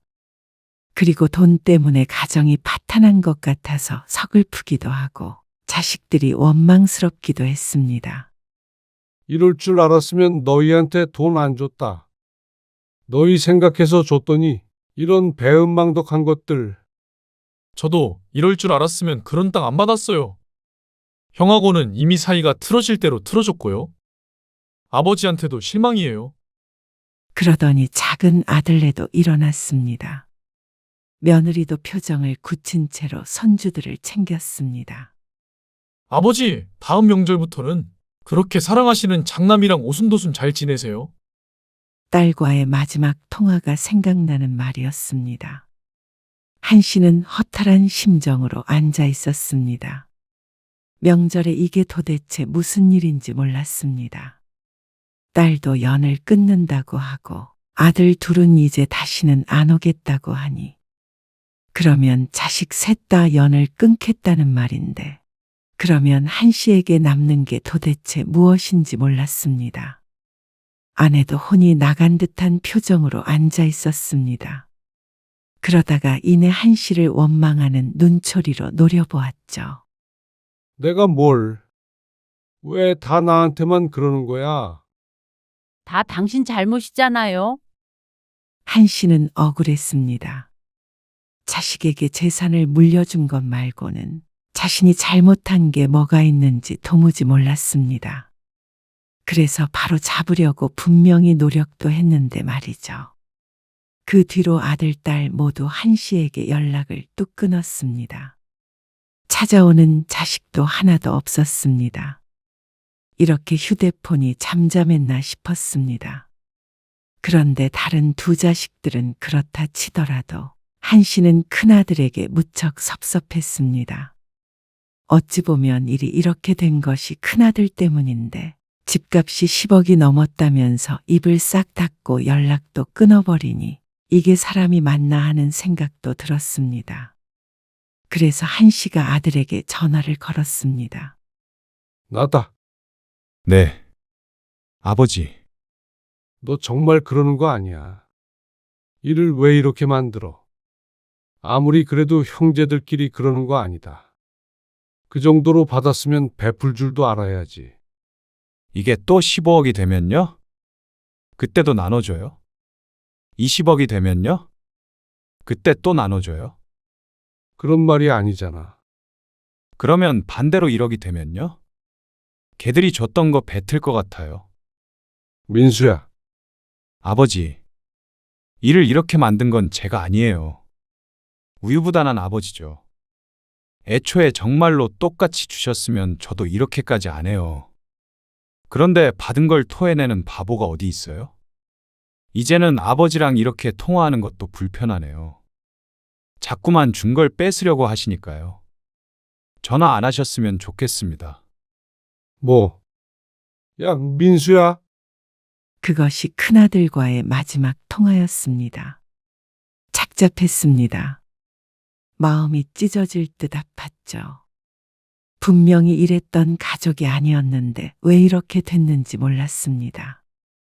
당신이라도 좀 애들한테 전화해봐. 당신이 해봐요.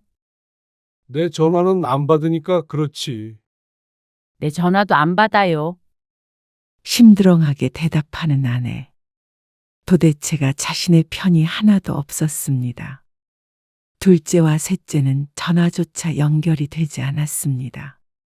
이렇게 순식간에 자식 셋을 잃었습니다.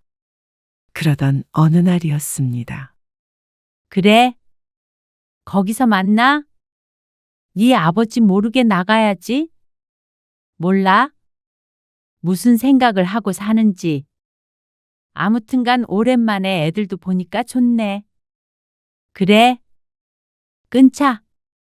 당신, 뭐야?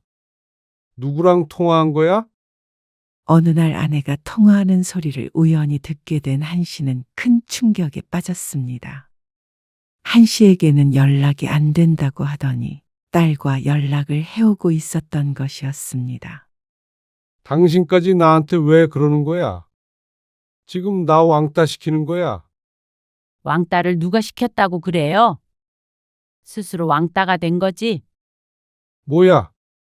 아내까지 한 씨의 탓을 했습니다.